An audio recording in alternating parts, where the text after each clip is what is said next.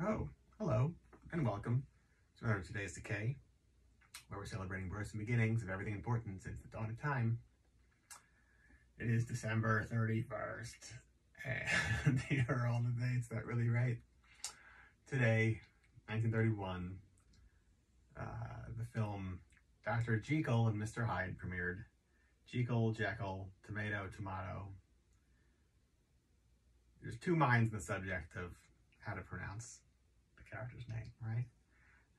It's all here in the good book by Robert Louis Stevenson. This is a 1931 photoplay novelization of it. So for those that missed it in the movie theater or wanted to relive it later on in life after seeing it in 31, you would have had like stills of the movie. That's Friedrich March, starring opposite Friedrich March,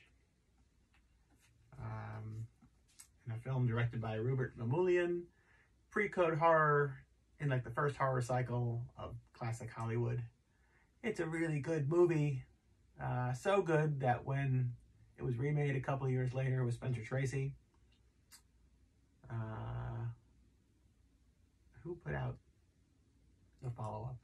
Whoever put out the follow-up, Paramount, I think, maybe not, basically paid to have this one hidden, thankfully not destroyed because it still exists for us to see today.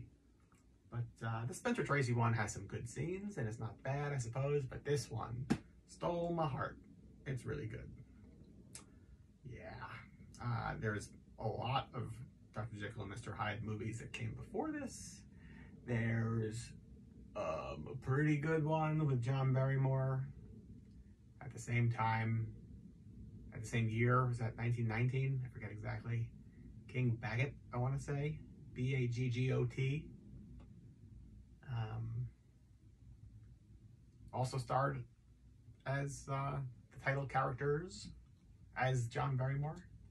And I think there was a couple of others before that as well. There's also Invisible Men, a lot of Invisible Men before the 1930s. All the 1930s horror films were really remakes, should you want to call them that, of films that had already been produced in the 20s and teens, but with a maybe perhaps better budget or more advanced cinema techniques available to them in the early 30s.